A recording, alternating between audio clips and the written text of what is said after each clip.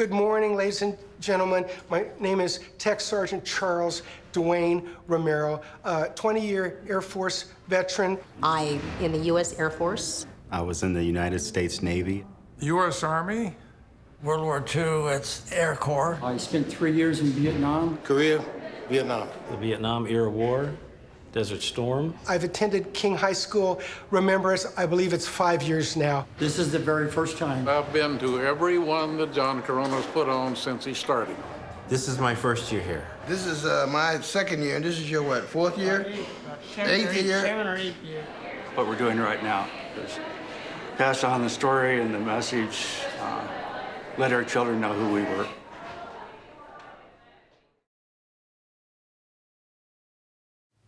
My dad served in World War II, but he never talked much about it.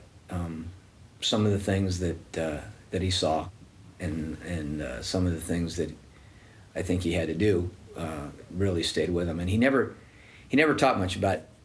I'll tell you what, the project too has been in part for me to honor my dad. I think all sons say that, hey, my dad was my hero and all those things, and certainly that was true of me.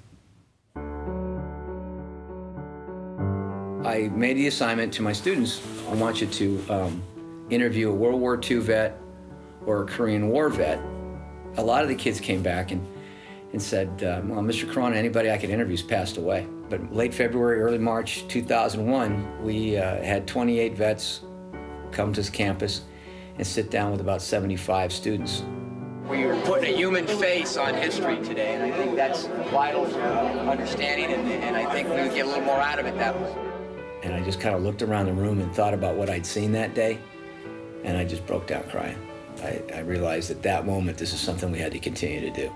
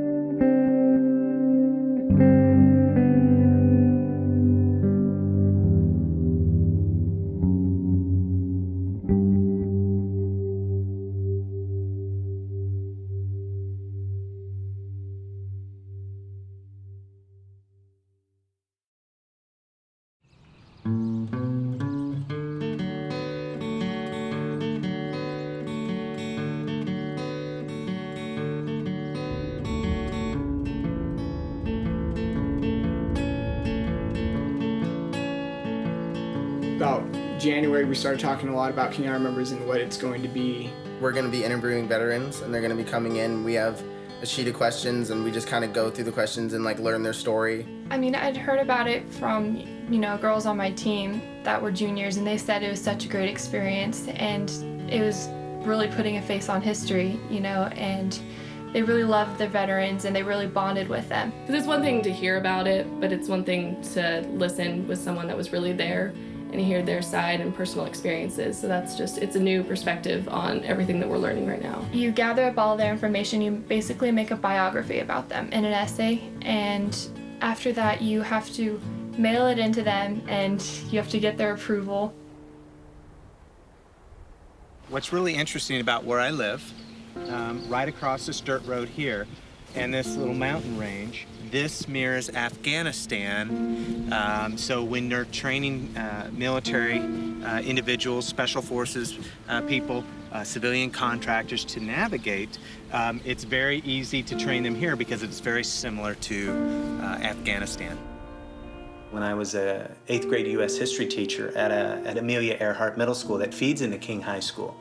And I found out about the program, and I contacted the organizer, John Corona, and I said, hey, would you be interested or allow me to bring some middle school kids, 8th graders, up to King High School and participate in this program? Because I had no idea it was going to grow into the program that it is right now. One of my teachers was in World War II, and he was a tank captain. So he would relate to some of the boys some of the things that he experienced in World War II, and those were historically interesting to me.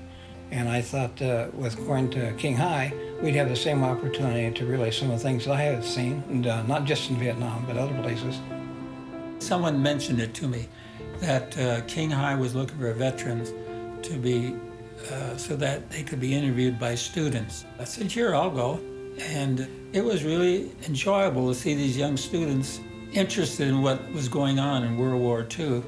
So I kind of more or less related to them what happened to me and told them about my experience in the service. My sister was one of the organizers. She goes to school at King High. And basically she was telling me, paying homage to all veterans of all eras, all branches, and they come out, share their stories. I'm a little nervous, only because, again, I don't know, from being around my brothers, there's a lot of cockiness, a lot of like, where did you serve and what did you do? And so there's definitely, I'm feeling a little like, okay, well, we'll deal with that when it comes. But yeah, I think for me, I think it'd be cool. Like, I've never really spoken to someone who has been, in World War II or some of these other conflicts. So it would be interesting to kind of, for myself, to hear some of these stories. So it's a little bit of anxiety, but a little bit of like, kind of, I'm really looking forward to it. I think it'd be really cool.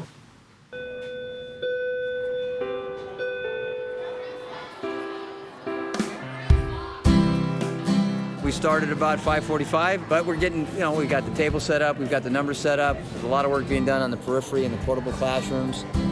The very final part of it would get all the kids together and explain what tomorrow's going to be about. We just got to decide, are we going to put 5 here? Thank God for Carolyn Power and Jalen Barnard and Melinda Teray. They've been on top of it. Like in most cases, my wife would always say, if you don't have a woman around, you're in trouble. Here. Yes. Yeah. All right, so can you please make it red, silver, blue? Red, silver, blue. Like, oh, I see. My sister's part of it, so, and she's a veteran, so I know what they go through. The veterans go through, like, families staying over and everything, so, like, it means a lot to me, just, like, coming back. Pick it up a little bit. That's what I thought. Okay. All right, you guys. All right, we gotta go for it. And hey, listen, this is the back.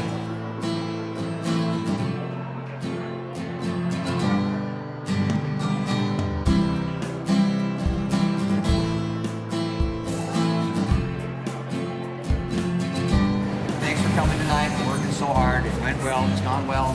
We got a lot more to do than normal simply because we got so many vets that are coming. One thing I will say, remember, you're not anybody's boss. People need to be moved. You can bring that to our attention, but don't you do the moving. I don't need you guys getting any conflicts with the juniors just because they don't want to be bossed around and you feel like being the boss. I'm okay. I thought I'd be a wreck because this has been a long week. For a lot of different reasons here at the school and for me personally, but I'm looking forward to tomorrow. I'm all right.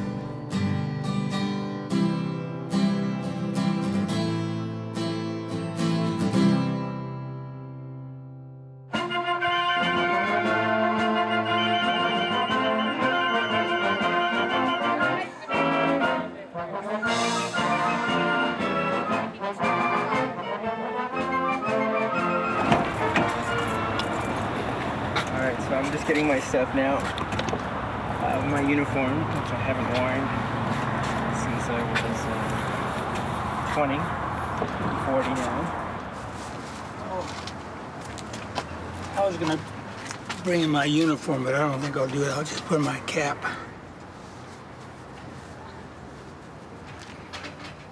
I have a number of pictures that I'm going to show the kids, as well as some, the medals I've received and some memorabilia from my time in the Marine Corps. A little nervous, especially amongst all these, veterans that are a little older than me. The one thing I know, war is horrible, and I think most students know that. But I know firsthand It's always nice to have this accompaniment. They always play the patriotic music. You're gonna have to show me where I have to go too, okay? No problem. Thanks for coming, Mr. Miller. Awesome, you're welcome. Thank you.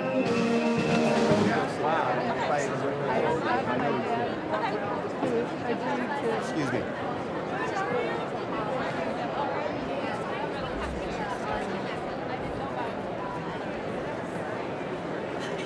All right, everybody can take a seat. I am John Corona, project coordinator, and it's an honor and a privilege to welcome you this morning to King High School. I want to present Cadet Commander Nick Melton, who will lead us to the Pledge of Allegiance.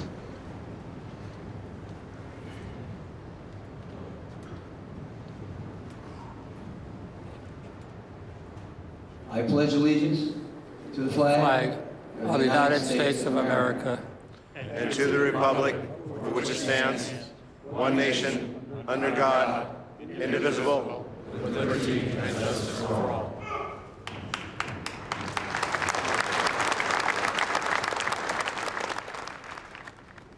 King High School Remembers is in its 13th year of existence. And we've had the great fortune of having close to 900 veterans share their stories with our students. Unfortunately, with each year, we are losing more and more of these vets to the rigors of time. This past year has been no different. To my right is a table dedicated to the memories of the 18 King High School Remember veterans who have gone on to the final roll call.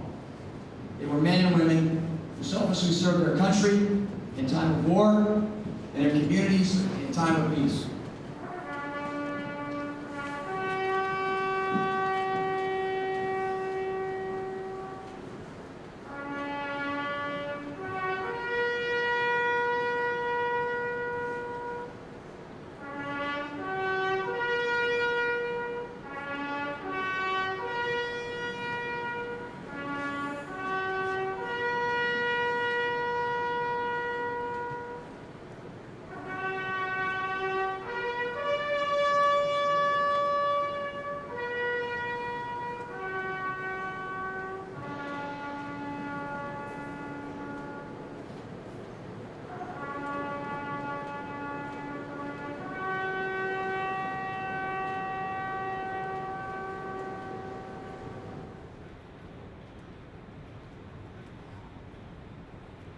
We want to say thank you today to American heroes who I know do not see themselves as such. Today, your mission is to share your history, your experiences, your opinions with our students. Hopefully by the end of the conversation, our students will have a better idea of where we've come as a nation, where we are today, and where we are going.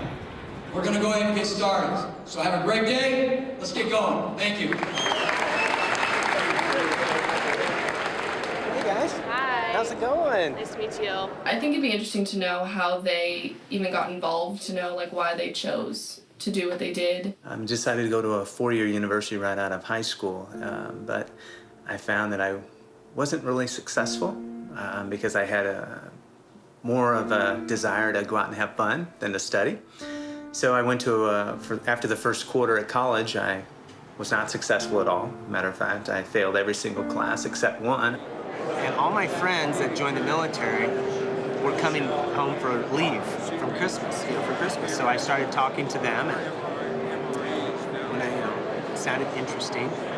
And then this movie came out. I don't know if you guys ever have seen it. It's Heartbreak Ridge.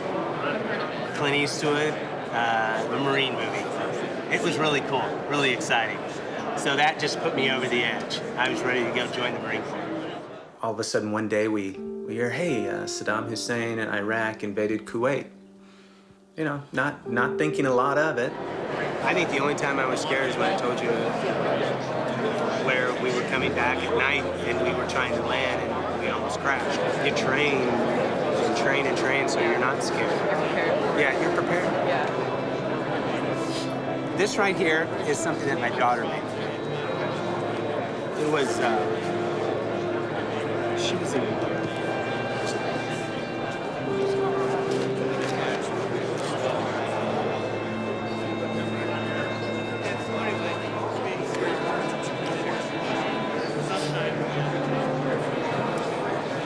it's just really cool.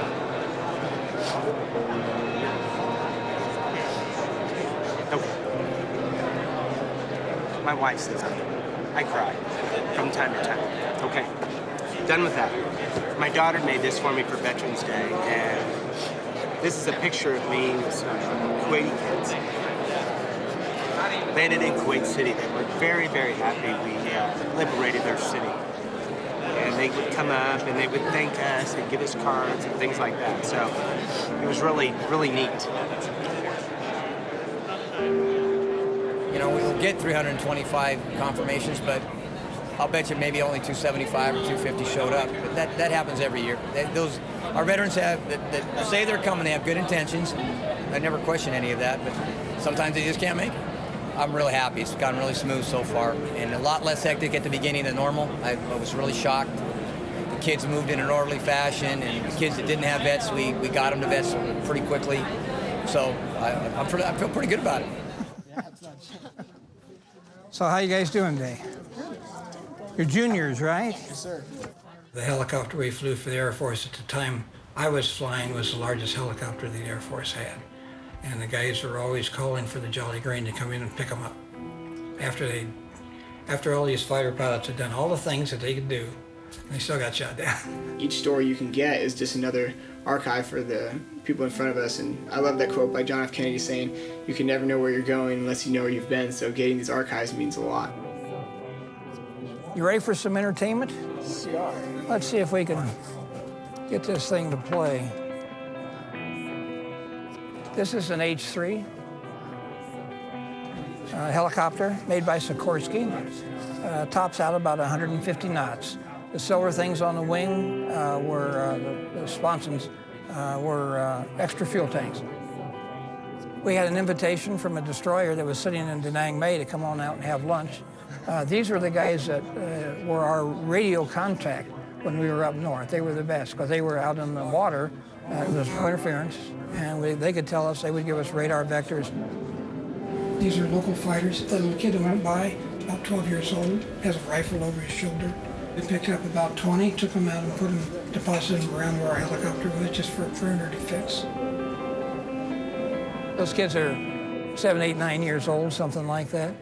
Sometimes when I see this, I kind of wonder, where are they now? One, are they still alive? And two, what are they doing?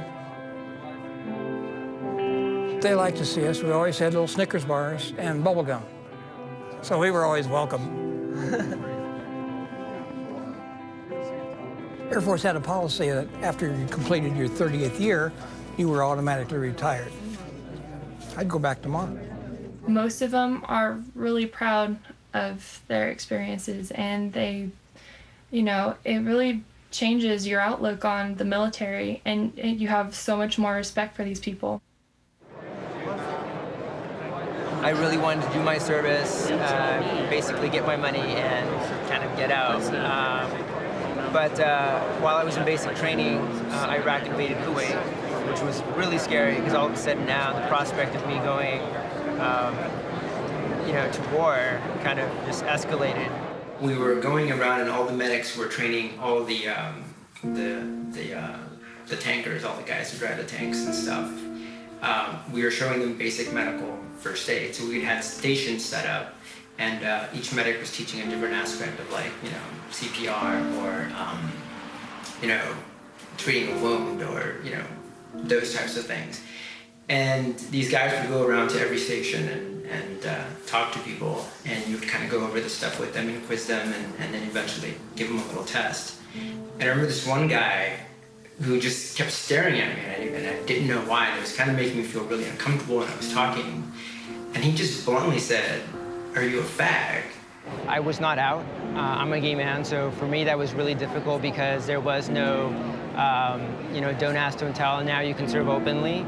And for me that was really stressful because when I signed my contract, there was a question on there that said, are you a homosexual? And if you answered yes, then you couldn't join.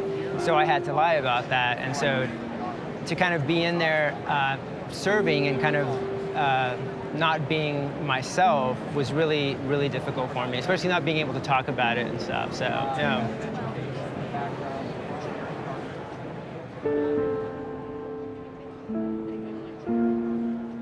Most of my family members are military veterans.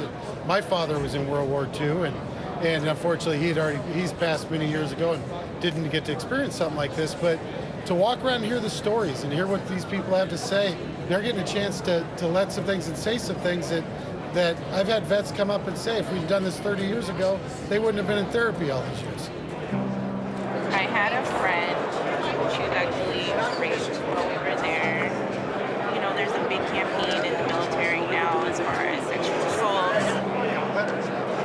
That experience and being with her afterwards and then having her leave, you know, and she was my bunk dude, you know, that really affected me personally. Being a woman especially, and then someone assaulting you, being your friend, it's like, okay, you know, I was there, where was I? You know, I should have been there.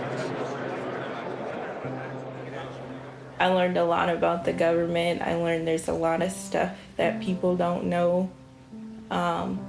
We can't talk about because, I mean, once you sign that contract, you know, you do sign your, you know, some of your freedoms over. Did it make you realize that what you were doing was like a really good choice? You felt really proud of your the drawdown. I want to say maybe that was the most history for me. Many times we used for a year, you know, and became really reduced, especially some, you know, children. So, I mean, it's like heart-wrenching. I had a son already, close to some of those kids' ages, and it's like, this could have been my child. It's like, wow, I'm part of this, and, you know, you're part of history.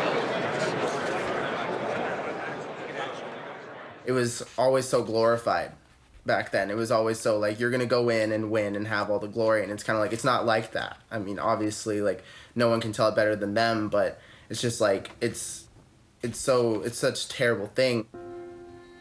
I felt that if I had to give myself up, sacrifice my life for the freedom of our country, I thought that would be sufficient for me to serve in the service. I decided to let them draft me.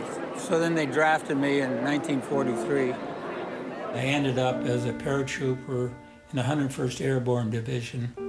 And I remember after jumping out of the plane, it's just quiet and just floating down and hit the ground. It was soft. It was a beautiful day. It was September 17th, 1944. And you couldn't ask for a better day for jumping.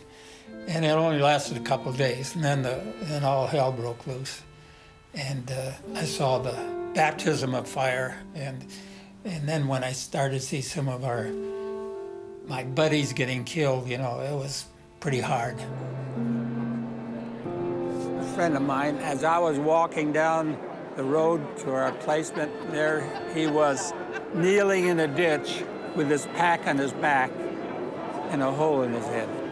And I was like, oh, what am I going to do? And I just pulled myself together. We just got to keep going. Someone will take care of him. That was my introduction to how horrible war is. I mean, I hope that I can convey to them that do your best to keep our country safe, and instead of going to war, try to solve the problems at the table or with a discussion.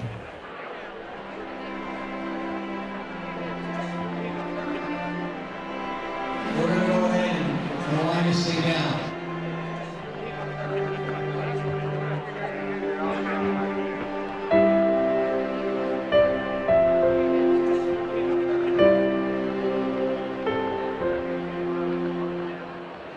if you're going to scoot over, that's fine. I should have worn a flight suit. I can't get into mine. Well, it's a challenge. These old Air Force farts. Now my honor to introduce to you the King High Choir under the direction of Mr. Brian Holm. If you would do us the honor, when your song comes up, if you would do us the honor of standing and sing along with us so we can give you a round of applause for your service. First is the Army. If you're an Army veteran, would you stand with us so we can sing right along?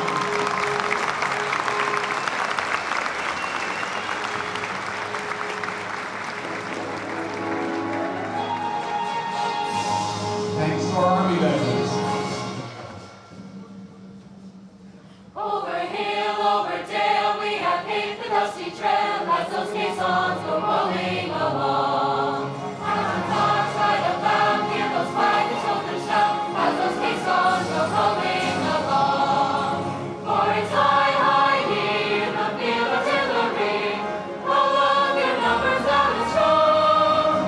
And wherever we go, you will always know that those caissons go rolling along. Thank you, Army veterans, for your service. And now our Marines, if you're a Marine veteran, would you stand?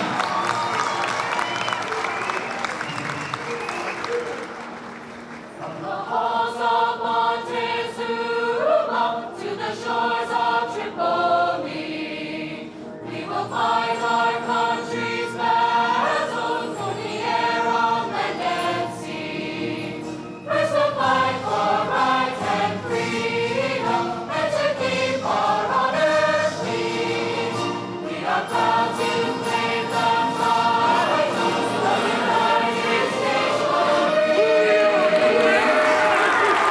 And the Air Force veteran.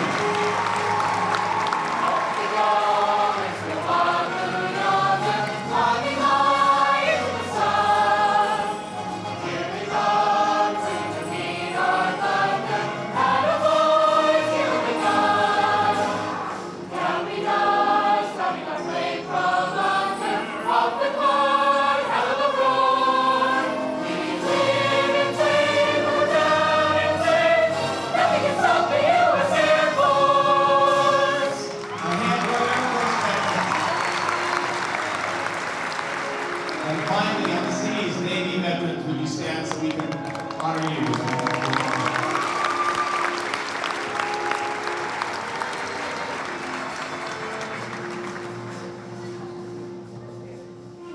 Anchors away, my boys, anchors away. Farewell to college shores, we sail at break of day, day, day, day. To our last night on shore, bring to the boat. Until we meet once more, here's wishing you a happy voyage. Thanks to one and all. We'd like to honor you. Thank you so much. Truly, without you, where would we be? Many of you have heard me talk about my dad, and so many of you remind me of him. And it's my honor and it's my privilege to be around you at least once a year, and hopefully more often than that, I think. Where would we be as a country or community? Where would we be a member of the world order without you? I shudder to think, where would we be? All right, hey, 13 years. Looking forward to 14. Thank you for coming. Thank you for your service. College in honor. Reading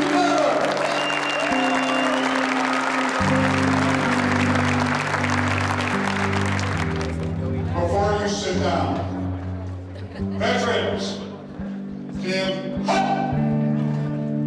Mr. Corona, will you receive our salute?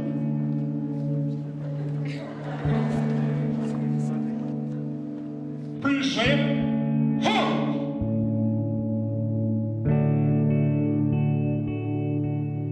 On our oath. Thank you, sir, for your program.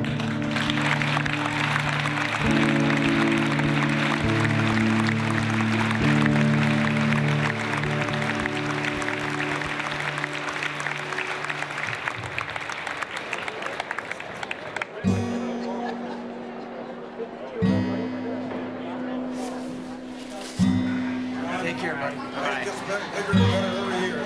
Bigger anyway. Yeah, better, by far. Appreciate you guys coming. Well, you want more food? Oh, no. You can sit around, relax until they can get you. Okay, I'll be here. Okay, and if worse comes to worse, I'll drive you home. Thanks again, Mike. See you next year, John. See you next year, buddy. See you, buddy. Jim, we'll see you next year. Stay over here.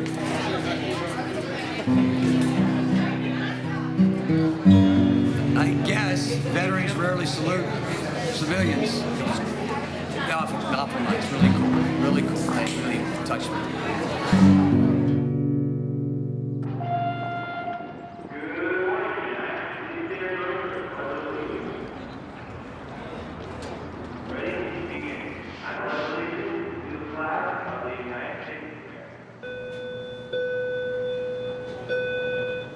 Get out your biographical essays for King High members, please.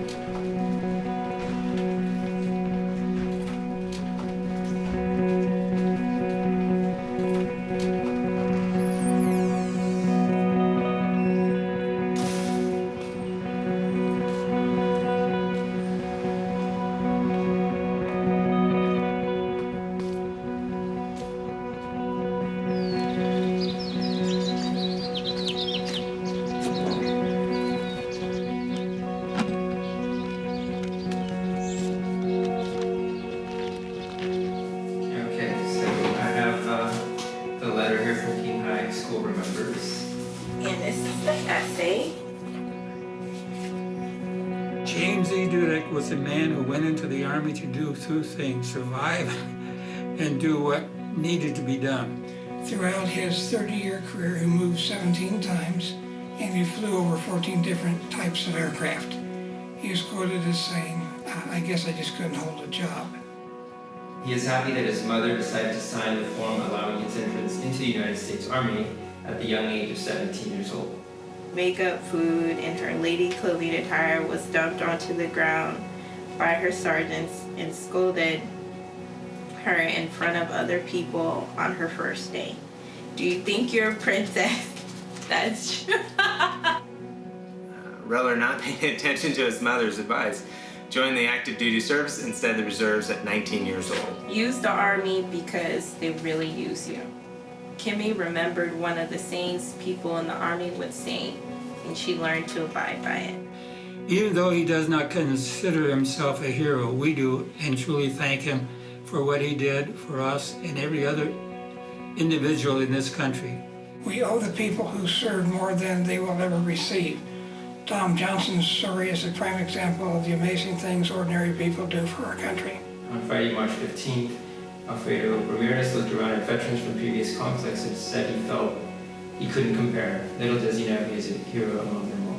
He explained that his time in the Marines has been a blast and that he would still be in today if he could. Before being dispatched from Riverside in 1943, Jim had met a girl named Rachel. They kept in touch throughout his military career, and Mr. Dudek knew she was the girl for him, and he was in love with her. He even asked her to marry him upon his return in one of the letters they sent back and forth. Once he returned to Riverside, Jim and Rachel were to be married on March 12, 1946. And it's true, every word. I wrote, the first time he left Riverside, I think I wrote him a 12-page letter. You know, and I was shipped up to Presidio of Monterey, and I opened this letter, and it was like an epistle or whatever you want to call it. I just kept reading it. Boy, she must really like me. For luck, she kept a charm with a picture of him inside it and carried it with her in her combat boot wherever she went. So I always had your picture with me. You were close to me. Remember that? Yes. And I always tell you how much I miss you. I love you. Yes. And then you only talk to me for like 5 minutes and you're like, okay, Mom, bye. Yes. You're not a phone person. But I love you. You're always with me.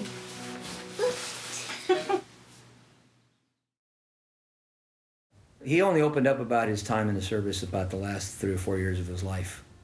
And I think he just felt that it was time to tell the family and let us know what, you know, and we still don't have everything.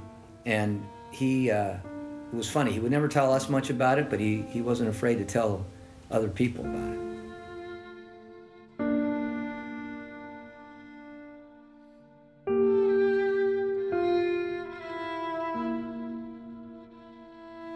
He came every year, And that meant a lot to me. It gave me a chance, too, the very last time that he was there, I was able to tell everybody what he meant to me and how much I loved him and what he'd done. And my dad was not unlike most men of his generation. He went about his business. He worked hard. He believed in this country. And when I see these other vets, especially the World War II vets, I see my dad. In general, it's very good, and they all seem to appreciate. That's a part I like, and that's why I keep going back, because it seems to interest them, and they always say it means a lot to them. I like that last line. I think that's very, very sweet. That they still consider me a hero, even though I myself do not feel like I was a hero. I hope they, really get a sense of what it is to be in the Army on both sides of it, not just those commercials that you see. We should always support our troops because we don't have a draft, and those men and women are going and serving on their own free will. There was two things that came to the forefront for me after that first day. Number one, just looking in the kids' eyes that day, that first day, it made me realize that how important this is for them to hear from somebody who was there. I mean, I think intellectually I knew that, but until you actually see it, you don't really understand. And so the impact on the kids was just huge. And so that was something, as an educator, that's something you want to grab hold of. You want to, if you can make an impact on a child, whether it's with a veteran sitting in front of them or whatever you do in the classroom, then that's what you're in the business for. That's what you're trying to accomplish. And the other aspect was the impact on the vets. They were appreciative that someone had taken the time to want to listen to their story. They were appreciative of what we were trying to do in chronicling their story. And then the more you get into it, the more you come to understand, well, we've got to try to save these stories too. I tell the kids all the time that everybody has a story and that all those stories are part of the quilt work that makes up this country. I'm not going to say it's criminal, but I think we lose a bit of ourselves when we do that.